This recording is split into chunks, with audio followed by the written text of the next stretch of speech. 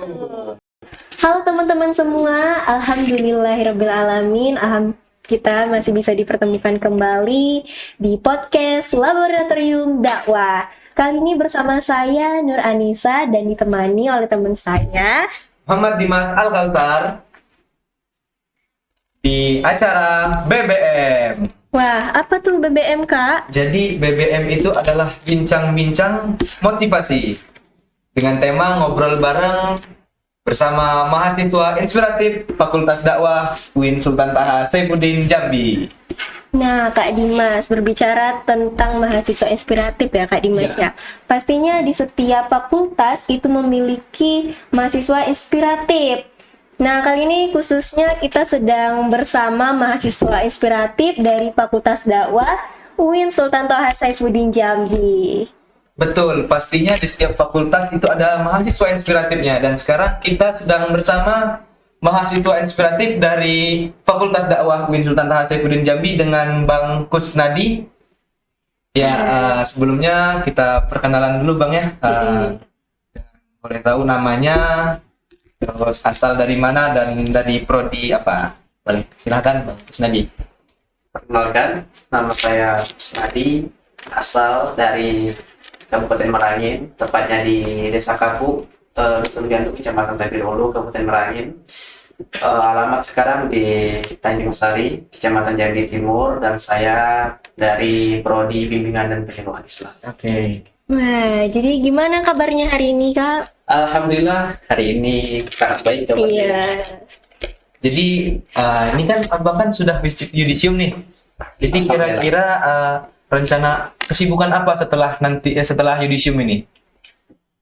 Kesibukan setelah yudisium, mungkin kalau planning ke depannya pengen pergi ke Pare, ke Kampung Inggris Masya yang Allah. ada di Jawa Timur ya. Betul. Betul. Nah, tapi untuk sekarang ini belum terburu-buru lah mau ke sana, mau ngumpulin biaya dulu pastinya kan, mau mencari pengalaman kerja dulu, tapi planning panjangnya pasti ke sana sih. Iya, betul. Nah, kalau boleh tahu Bang, sekarang ini tinggalnya di mana Bang? Sekarang tinggal di Tanjung Sari itu tadi, ada di suatu masjid. Masjid. Ya. Nah, namanya Masjid Jami Nurul Hasanah. Saya tinggal di sana. Berarti tinggal sebagai marbot masjid. Nah, jadi Bang, waktu sudah mendapatkan penghargaan sebagai mahasiswa inspiratif, itu gimana perasaan Abang pada saat itu? Pastinya senang, bangga, kemudian juga ingin mengucapkan terima kasih ya kepada seluruh dosen-dosen Fakultas Dakwah karena sudah memberikan kepercayaan kepada saya sebagai mahasiswa inspiratif di yudisium ke-13 tahun ini. Itu sih kayaknya ya bangga, senang, dan juga ingin berterima kasih lah kepada orang tua, teman-teman, terkhusus kepada diri saya pribadi. Terima kasih sudah berjuang, sudah mau berusaha, sudah mau berkorban lah, seperti itu. Ini kalau boleh tahu Bang, sebelumnya semester berapa Bang lulus ini Bang? Lulus semester 8. Semester 8, Iya. alhamdulillah. Berarti pas, sangat pas waktunya. Jadi, 4 tahun. cari yang pas-pas saja. Cari yang pas-pas Iya. ya. Selain jadi mahasiswa inspiratif, apa sih yang Abang lakuin sebagai mahasiswa kemarin? Selain menjadi mahasiswa inspiratif, tentu banyak hal ya yang perlu kita lakuin ketika kita menjadi seorang mahasiswa. Jadi kalau mahasiswa nggak ada kerjaan, Iya. patut dipertanyakan ya. Iya, benar. Untuk kegiatan, ya, sebelum saya menjadi mahasiswa inspiratif mungkin ada banyak hal kayak lomba-lomba, kemudian kayak ngisi-ngisi acara seperti itu. Kebetulan saya sekarang ini aktif ngisi acara di JEK TV Jambi, tepatnya di acara Lensa Kolbu di sana, dan itu ditayangkan setiap minggu sekali, setiap 1 minggu sekali gitu. Kemudian di tahun 2021, alhamdulillah Allah kasih kesempatan untuk juara 1 lomba dai muda seprovinsi Jambi. Wah, Masya Allah, keren banget ya Mas. 2022, alhamdulillah Allah kasih juga kesempatan untuk juara 1 lomba khutbah tingkat universitas. Di tahun yang sama juga tadi itu terpilih sebagai narasumber atau penceramah muda JEK TV Jambi. Jadi terpilih sebagai penceramah muda itu sudah sejak tahun 2022 kemarin. Alhamdulillah masih konsisten sekarang ini. Dan di tahun berikutnya, tahun 2023, alhamdulillah terpilih sebagai delegasi UNSTN Jambi di ajang KKN Nasional Nusantara Moderasi Beragama. Dan di tahun kemarin 2024 alhamdulillah juga dipanggil secara khusus oleh masyarakat Tanah Toraja itu tadi untuk menjadi imam Ramadan di sana. Ramadan sampai Idul Fitri. Sampai Idul Fitri di sana. Jadi saya sholat Idul Fitri di sana kemarin di Tanah Toraja. Itu ongkosnya gimana Bang sana? Di Tanah Toraja kemarin itu alhamdulillah semua biaya itu ditanggung semua, mulai dari ongkos pesawat ya, transportasi sampai ke makan, tempat tinggal, kemudian fasilitas, bahkan pakaian pun disiapkan di sana. Jadi kita itu tinggal bawa Menikmati hasil. Menikmati lagi ya. Seperti itu. Alhamdulillah Allah kasih kesempatan. Kesempatan. Jadi luar biasa sekali Bang Kusnadi ini. Mahasiswa yang sangat benar-benar cocok dijadikan mahasiswa inspiratif.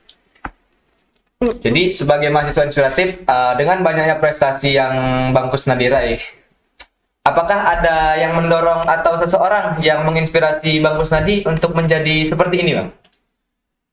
Seseorang yang mendorong atau menjadi inspirasi Ya, betul. Iya. Ya, setiap orang masing-masing Punya inspirasinya masing-masing. punya inspirasi masing-masing pastinya Iya, ya. betul. Begitupun saya. Tapi tentunya ada suatu motivasi yang sangat besar untuk saya yang sampai dengan hari ini membuat saya itu kuat, yakin dan percaya diri. Iya. Jadi kalau kita berbicara tentang seseorang yang menginspirasi kita, tentu banyak orang hebat yang perlu kita jadikan inspirasi, kita jadikan contoh, teladan gitu. Tapi untuk kali ini inspirasinya beda dari yang lain. Apa itu? Hinaan. Hinaan. Jadi saya itu tinggal di suatu kampung pelosok terpencil, sampai sekarang itu penduduknya baru sekitaran 40-an kakak. 40. Belum ada listrik sama sekali. Sampai Belum sekarang. berjalan listrik Sampai sekarang. Iya. Masih lewat jembatan gantung dan minim makan pendidikan di sana. Jadi tercatat sampai dengan hari ini alhamdulillah saya sebagai penduduk pertama yang menyandang gelar sarjana Di kampung kampung tersebut. ya. Jadi jangankan cari anak-anak yang sampai di bangku perkuliahan, sampai di bangku sekolah menengah atas aja itu susah. Itu karena masih banyak orang yang beranggapan bahwasanya pendidikan itu tidak penting. Bahkan ada yang memilih menikah di usia dini. Seperti itu dibandingkan mengenyam pendidikan. Nah, jadi ketika lulus pondok pesantren, ceritanya ini ditanya sama ustazah kan. Jadi kalian setelah ini mau kemana? Jadi ketika pertanyaan itu ditujukan ke saya bilang dengan tegas dan lantang kalau saya pengen kuliah di UIN Sultan Taha Saifuddin Jambi, tepatnya di Fakultas Dakwah, fakultas tercinta kita. Gitu. Jadi begitu saya sudah menjawab, semua teman-teman yang ada di ruangan itu ketawa. Gitu. Ada yang bilang, ini anak pelosok nih, bro, guys, yang cita-cita pengen kuliah di UIN Sultan Taha Saifuddin Jambi gitu, dengan nada yang ngejek lah, gitu. Merendahkan. Ada yang juga nggak percaya, ada juga yang ngomong nih anak buruh tani nih yang pengen kuliah di provinsi lagi nih gitu. Terus ada satu perkataan mereka lah yang sampai dengan hari ini saya tidak bisa lupa, dan menurut saya itu adalah sebuah motivasi besar bagi saya, yang mendorong saya, yang memotivasi saya sampai sekarang ini bahkan. Gitu. Jadi mereka bilang, sudahlah pelosok, sudahlah anak buruh tani, kamu sadar nggak? Itu ibu kamu itu tamat SD, sedangkan kau pengen kuliah. Gitu. Jadi sadar diri itu lebih baik. Jadi ketika orang mengejek kita, menghina kita, merendahkan kita, sebenarnya kita biasa-biasa aja, fine-fine aja. Fine-fine aja. Tapi begitu ada orang yang menghina orang yang benar-benar kita sayang, orang yang benar-benar kita cinta, orang yang sudah melahirkan kita, membesarkan kita, orang yang sudah banyak berjuang dan berkorban demi kita gitu, rasanya itu sangat sakit. Nah, itu kan. Jadi Apalagi yang ketika ada orang yang kita cinta, kita sayang gitu kan, bayangin. Apalagi ini seorang ibu, gitu. Wanita yang sudah banyak berkorban demi kita gitu. Jadi memang benar-benar sakit waktu itu, dan itu sih saya rasa yang menjadi motivasi terbesar saya. Saya sampai masih ingat sampai sekarang, bahkan pakaian apa yang dia pakai hari itu, baju apa, terus pecinya warna apa, saya ingat betul. dendam tuh tidak. Iya. Tapi Tidak ingat, yang begitu Benar. saya males-malesan, begitu saya mager atau ya bermalas-malesan lah, saya masih teringat-ingat itu. Jadi dari kampung itu, bro, saya itu langkahkan kaki ke Jambi itu nggak ada orang yang saya kenal satupun di Jambi. Berarti memang pure sendiri, berangkat sendiri. Iya. Dengan uang 200.000. 200.000. Dari Ongkos travel dari kampung itu 150.000 waktu itu. berarti sisa Sisa 30.000. Nah, kenapa kok bisa seyakin itu, senekat itu? Ongkos tinggal 30.000 itu nggak terpikir. Karena terpikirnya cuma, kau ini anak pelosok, orang kampung, ibumu itu tidak tamatan SD. Jadi rasa takut itu hilang. Gara-gara dengar omongan orang itu. Bagaimana caranya? Saya itu harus menjadi orang yang sukses. Yes. Jadi seorang sarjana seperti itu. Jadi itu sih menurut saya motivasi yang memang benar-benar membuat saya semangat. Oke, dari berarti yang menginspirasi Abang untuk sampai pada titik ini adalah hinaan tersebut, Bang ya. Hinaan merupakan acuan untuk kita menjadi sukses, betul? Betul. Kayaknya nanti pas pulang kampung saya perlu berterima kasih sama orang itu. Sudah menjadi motivasi. Betul. Wah, keren banget kalau kita dengar ceritanya Bang Betul. Kusnadi ya, Kak Dimas Sangat ya. keren. Nah, Bang Kusnadi, mungkin pada saat kuliah itu kan Abang pasti punya kesibukan ya. Terus gimana itu Abang ngatur kesibukan yang Abang punya dengan kesibukan kuliah?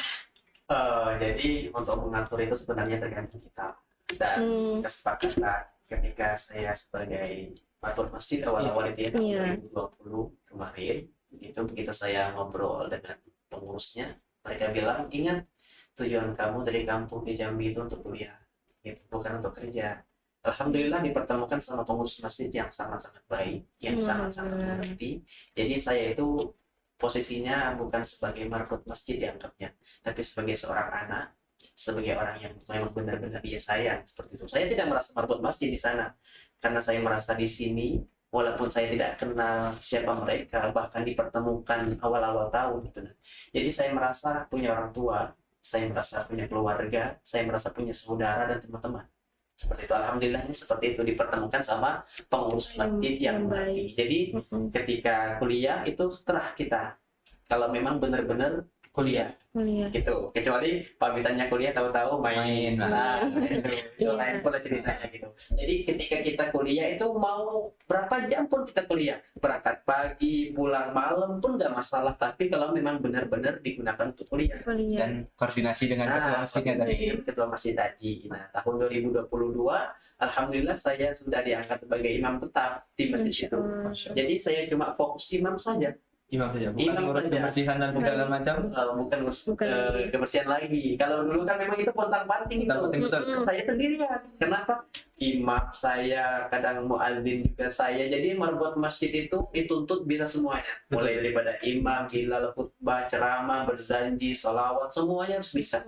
Jadi pada waktu itu memang pontang-panting, belum lagi bersihkan masjid kan. Nah, tahun 2022 alhamdulillah pengurus masjid bilang carilah teman sebagai marbot masjid. Nah, kebetulan juga ada masyarakat sana yang diangkat sebagai pengurus yang tukang bersih-bersih lah. Tukang bersih-bersih. Jadi saya cuma fokus di imam masjid saja. Nah, tugas kebersihan lain. Lain gitu. Saya cuma fokus di imam masjid saja, dan imam wajib itu jadi ada memang waktu-waktu sholat yang tidak bisa tidak saya itu harus ada di masjid, yaitu sholat maghrib, isya, subuh. Jumat. Nah, itu Jumat. Nah, sekarang itu makanya kalau mau keluar malam itu susah. Jadi setelah isya. Karena kita itu kerja di masjid itu nggak ada tanggal merah. Iya, betul. Nggak ada orang libur sholat tuh nggak ada. Jadi pintar-pintar kita lah. Tapi alhamdulillah tadi dipertemukan sama pengurus masjid gitu. Jadi ketika kita kuliah itu pulang ya ngerti, paham, oh ya saya sebagai imam masjid misalnya, saya harus menyelesaikan juga kewajiban saya sebagai imam masjid. Seperti itu. Abang Kusnadi ini menjadi mahasiswa inspiratif di Fakultas Dakwah UIN Sultan Taha Saifuddin Jambi. Jadi apa motivasi Abang untuk adik-adik semua supaya bisa mengikuti langkah Abang menjadi mahasiswa inspiratif yang sangat menginspirasi bagi Ada Kami yang semester Bawah. masih 2, 4, dan 6 gitu. Jadi saya itu tidak berharap kalian itu bisa seperti saya, tapi saya berharap kalian itu lebih sukses dibanding saya. Jadi Amin. bukan cuma sebagai mahasiswa inspiratif fakultas, tapi harapan saya kalian bisa menjadi mahasiswa inspiratif universitas. Wes. Pokoknya jangan seperti saya, tapi di atas saya. Lebih dari saya, lebih hebat, lebih unggul, pokoknya lebih di atas saya. Itu harapan saya kepada kalian sebagai adik-adik tingkat. Nah, gitu. Pesan untuk kalian ada 3 saja. Pesan untuk mahasiswa, mahasiswi, adik-adik tingkat yang di bawah. Pertama, kalian harus punya rasa percaya diri. Jadi itu yang terpenting. Karena itu sangat mempengaruhi proses kalian. Sebelum kalian melakukan apapun itu, dalam hal artian positif, bilang dulu, katakan dulu kepada diri kalian dengan lantang dan tegas. Saya bisa, saya mampu, saya kuat, saya akan berhasil. Gitu. Jadi sebelum kita mengalahkan musuh-musuh kita, mengalahkan lawan kita, kita bersaing dengan orang-orang banyak, ada musuh yang perlu kita kalahkan, dan itu ada dalam diri kita sendiri. Apa itu? Rasa tidak percaya diri, Rasa takut dan rasa sebagainya. takut dan sebagainya. Jadi kalian harus bisa mengalahkan rasa tidak percaya diri itu. Makanya yang terpenting yang pertama itu adalah memiliki rasa percaya Percaya diri. diri. Kemudian yang kedua, berusahalah untuk melakukan yang terbaik di semua hal yang baik. Seperti itu. Mulai dari hal sederhana saja. Misalnya berpenampilan. Berpenampilanlah yang baik, yang wangi, yang rapi. Tidak mesti mahal. Yang penting bersih, wangi, harum, rapi gitu. Iya. Kemudian makan mungkin, kemudian olahraga, dan apalagi memang yang menjadi tujuan khusus kita seperti ibadah dan kewajiban kita sebagai seorang penuntut ilmu, sebagai seorang mahasiswa. Jadi berikanlah hasil yang terbaik dalam proses kuliah ini. Misalnya ada tugas, berikan tugas yang terbaik. Ada UTS, berikan UTS yang terbaik. Ada UAS, berikan UAS yang terbaik. Ketika presentasi, berikan presentasi yang terbaik. Jadi berikan yang terbaik di semua hal yang baik. Itu yang kedua. Kemudian yang terakhir, ini yang terpenting dan menjadi kunci kedua hal tadi. Apa itu? Berdoa. Jadi doa itu sangat-sangat penting. Kedua hal tadi tidak akan bisa berfungsi dengan baik apabila kita tidak berdoa. Makanya kita itu disuruh bertauhid. Kita itu diperintahkan untuk bertuhan agar kita bisa menyandarkan apa yang sudah kita usahakan. Kita sudah usaha tadi. Kita sudah ikhtiar. Kita sudah memberikan hasil yang terbaik, dan yang terakhir ini maka tutuplah dengan doa. Minta sama Sang Pencipta. Seperti itu. Berarti dari yang itu tadi ada 3 hal yang membuat kita sukses dari Bang Kusnadi tadi. Yang pertama itu ada Percaya PD, diri. percaya diri. Tentunya percaya diri harus diimbangi dengan rasa tawadu. Bukan cuman sekedar pede saya bisa, tapi ditimbang dulu. Iya, Bisa betul apa enggak gitu kan. Makanya Ditimbang dulu. harus ditimbang dulu. Disertai dengan rasa tawadu, bukan cuman sekedar saya bisa dan saya bisa, tapi harus disertai saya bisa tapi orang lain juga pasti bisa. Dan yang kedua tadi ada lakukanlah hal yang terbaik di antara hal-hal yang baik. Tuh. Dan yang terakhir adalah berdoa, karena berdoa itu merupakan senjatanya orang mukmin. Betul, Bang? Doa silahul. Mukmin. Karena berdoa itu adalah senjatanya orang mukmin. Bahkan Allah Subhanahu wa taala berfirman, "Ud'uni astajib lakum." Berdoalah maka akan Aku kabul. kabulkan. Masya Allah, ini Bang Dimasnya juga Masya Allah juga ya. Saya merasa terkucilkan gitu. Kalau aku kecil kan, Ini masih belajar juga nih. aku didampingi sama Bang Dim. Iya.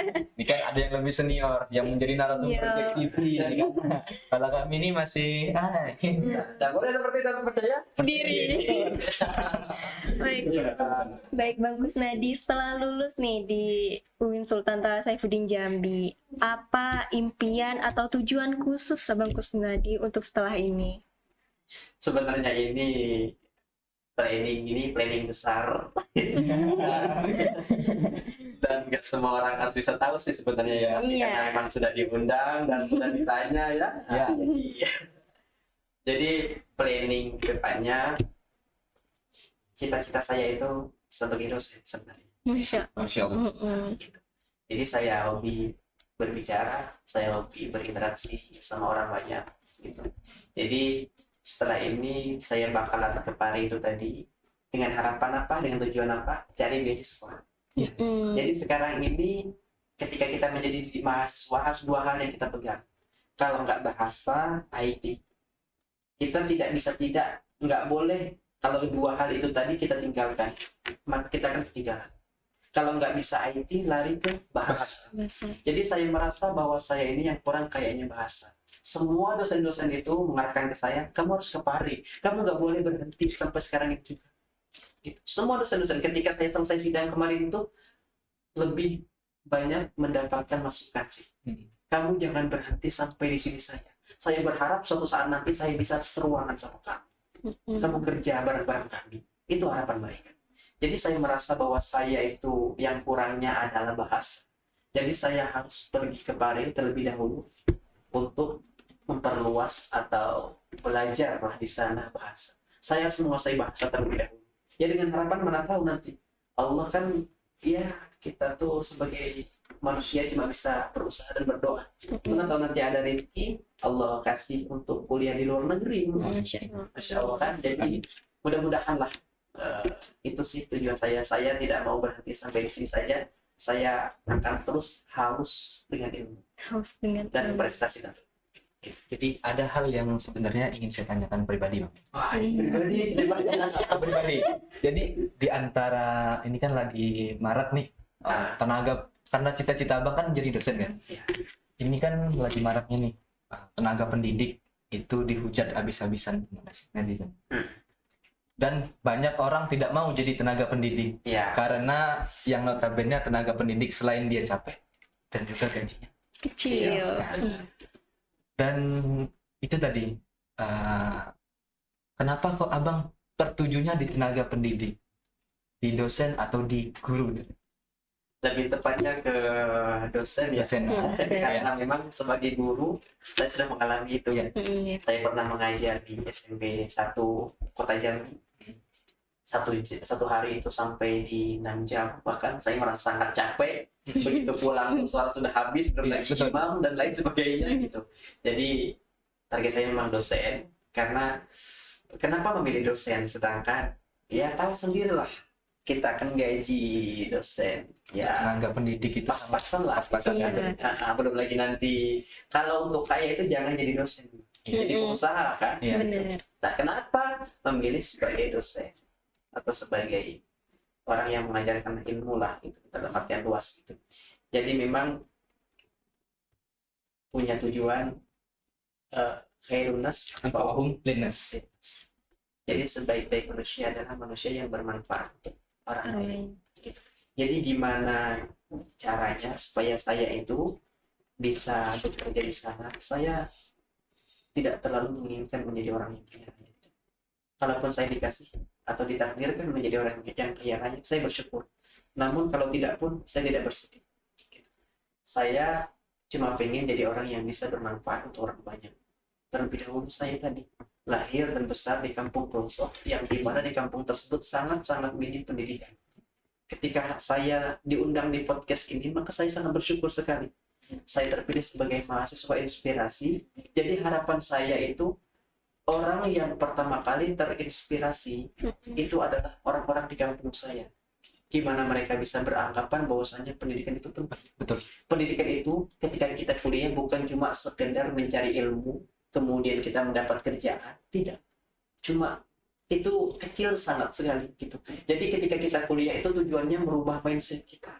Bagaimana ketika kita punya problem, punya masalah, belum lagi nanti ada ujian gitu. Dan kenapa tadi balik lagi ke pertanyaan guru tadi, kenapa memilih sebagai dosen itu tadi? Itu tadi pertama saya memang benar-benar pengen menjadi orang yang bermanfaat untuk orang banyak. Kemudian yang kedua kayaknya hobi saya di sana.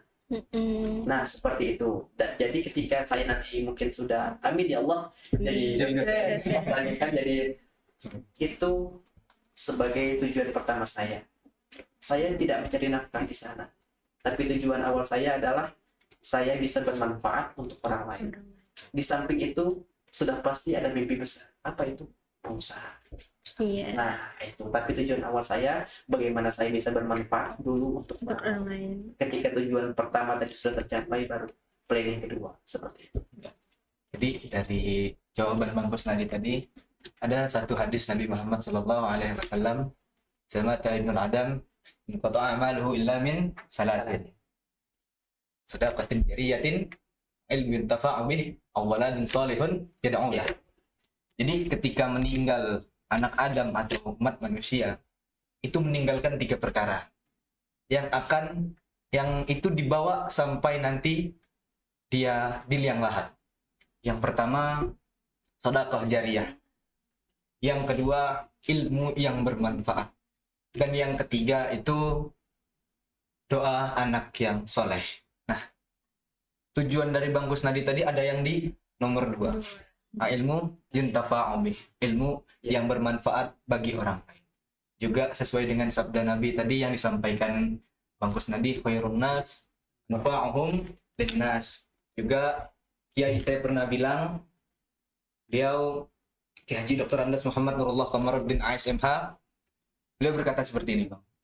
Dalam slogan pondoknya, Pondok Wali Songo Lampung Utara, khidmatuna li ummati syarfulana. Berkhidmat untuk umat merupakan kemuliaan bagi kami. Jadi kami para santrinya itu selalu ditekankan itu, seperti yang Bang Kusnadi bilang. Insyaallah. Jadi dalam berkehidupan itu sebenarnya yang dicari, baik itu ilmu ataupun rezeki, itu yang dicari bukan jumlahnya, berapa banyaknya. Yang dicari itu adalah seberapa banyak keberkahan yang ada di sana. Rezeki banyak belum tentu cukup, tapi rezeki berkah sudah pasti cukup. Ilmu banyak belum tentu mengantarkan kita sukses, tapi ilmu yang berkah sudah pasti mengantarkan kita kesuksesan. Seperti itu. Insyaallah, semoga tercapai semua apa yang diinginkan, apa yang dicita-citakan, kabul hajatnya, dimudahkan segala urusannya tentunya untuk kita semua. Nah, Kak Dimas kayaknya sudah di ujung podcast Sesi. ya kita. Jadi sudah banyak sekali pertanyaan yang kami berikan dan Abang jawab, dan juga sangat berinspirasi bagi kami mahasiswa semester yang masih di bawah banget gitu kan. Ya, apalagi kami yang di semester baru. Iya, semoga pengalaman Abang bisa menginspirasi kami dan teman-teman di rumah Ya, betul. untuk selalu bersemangat dalam mencari cita-citanya. Jadi terima kasih kepada Abang Kusnadi sudah mampir nih ke podcast Laboratorium Dakwah di BBM ini, bincang-bincang motivasi. Semoga sukses selalu untuk Bang Kusnadi, dan semoga ada waktu bisa bertemu kembali, mana tuh diundang lagi. Ya, sesuai undangan lah. Iya. Oke, sebelum kita tutup, Bang, kita ada minta satu, kalau kata orang Jawa itu wejangan, tak satu nasihat dari Abang untuk kami, untuk adik-adik, dan untuk yang masih ada di Fakultas Dakwah, seluruh mahasiswa di Fakultas Dakwah maupun yang ada di rumah. Wejangan ini wejangan yang kedua kayaknya. Iya, tadi udah pertama. Wejangan yang pertama tadi sudah, wejangan yang kedua ini lebih ke wejangan apa ya, batin kayaknya. Biar lebih ada sangkut pautnya. Jadi untuk kalian sebagai mahasiswa atau sebagai seorang penuntut ilmu, ada memang hal-hal yang jarang kita perhatikan dan tidak semua orang mahasiswa tahu. Gitu. Jadi sebelum kalian mendapatkan ilmu yang berkah, itu ada 2 orang yang tidak bisa kalian tinggalkan. Pertama itu ada orang tua, kemudian ada guru. Gitu. Jadi ketika saya nelpon ibunda saya itu nelpon orang tua seminggu sekali. Karena di kampung itu tidak ada sinyal, jadi susah, dan itu pun masih pakai HP yang lama itu. Jadi saya selama kuliah 4 tahun ini cuma bisa mendengarkan suara saja dari ibunda saya, tidak pernah kami video callan gitu. Jadi ketika saya nelpon, jadwal nelpon itu habis isya setiap malam minggu. Jadi malam minggu itu bukan digunakan untuk yang lain dan sebagainya, tapi memang dikhususkan untuk orang tercinta, yaitu orang tua ibunda saya itu tadi. Ketika saya nelpon orang tua saya, ada satu kalimat yang tidak pernah saya tinggalkan, yaitu, "Bu, tolong doakan saya." Itu. Saya tidak meminta uang, saya tidak minta dibelikan ini, dibelikan itu. Tolong doakan saya, mudah-mudahan Allah permudah proses kuliah saya. Itu saja. Jadi doa orang tua itulah yang membuat kita itu merasa yakin, merasa pede gitu tadi. Percayalah. Jadi jangan sampai ada mahasiswa ketika dia jauh dari orang tuanya di kampung, dia jauh dari orang tuanya, bahkan nunggu ibundanya terlebih dahulu nelpon dia. Apalagi cowok-cowok ini kan ayahnya berjam-jam video callan, begitu nelpon sama ibundanya, mohon maaf bu, saya masih sibuk, saya masih kuliah, bla bla bla bla. Jadi muliakanlah orang tuamu. Itu yang saya pegang sampai dengan sekarang ini. Kemudian yang kedua, berusaha mencari keberkahan di dalam proses menuntut ilmu. Dosen, guru-guru, itu haknya mereka. Mereka mungkin kurang senang sama kita, kurang suka sama kita. Kita tetap menjadi mahasiswa atau sebagai seorang penuntut ilmu. Posisi kita itu murid. Makanya sebagai mahasiswa itu harus pinter-pinter cari perhatian. Iya. Itu Betul. ada orang yang ngomong seperti ini, lucunya ya mahasiswa ini, kamu ini sok cari perhatian dosen. Perlu itu, Iya. tapi cari perhatian dosen dengan cara yang baik, dengan cara yang positif, bukan dengan cara hal-hal yang negatif. Seperti itu. Apa contohnya? Misal begitu dosen ketemu, salam sama dosen, cium tangannya. Kalau lawan jenis mungkin dengan cara yang baik lagi. Seperti itu. Berkatalah yang baik, tepat waktu datang, begitu telat sampaikan dengan cara yang baik. Itu tidak semua mahasiswa tahu. Makanya abang sampaikan ini dulu. Saya ini kalau dibilang orang pintar, jauh dari kata pintar. Saya menjadi imam masjid juga bukan hafiz Quran 30 juz. Saya bisa ke sana ke sini juga tidak sebagai orang yang hebat. Gitu. Bayangin, dari Jambi ke Tanah Toraja cuma modal beberapa juz saja. Bahkan saya bukan dari kalangan pesantren yang hafiz Quran. Tidak. Saya kalau menghafal Al-Quran itu otodidak karena saya suka menghafal. Gitu. Jadi yang saya pegang itu memang keberkahan. Gitu. Jadi makanya ada orang yang bodoh akan kalah sama orang yang pintar.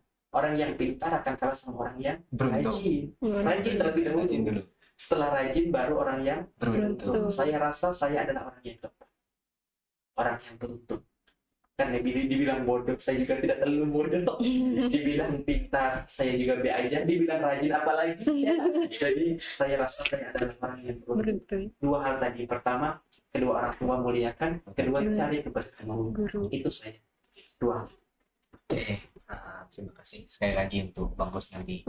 Luar biasa kita bisa ngobrol hari ini, bisa dapat banyak wejangan, banyak inspirasi. Kita ucapkan beribu-ribu terima kasih, dan juga ya kita doakan selalu untuk Abang biar semuanya. Amin Allah. Oke, selanjutnya kita cukupkan sampai ini. Mungkin saya salah tanya, tak maaf, semaaf-maafnya Bang ya. Ya. Oke. Saya Muhammad Dimas Al-Kausar. Saya Nur Anissa, pamit undur diri. Sampai jumpa di podcast selanjutnya. Wassalamualaikum warahmatullahi wabarakatuh.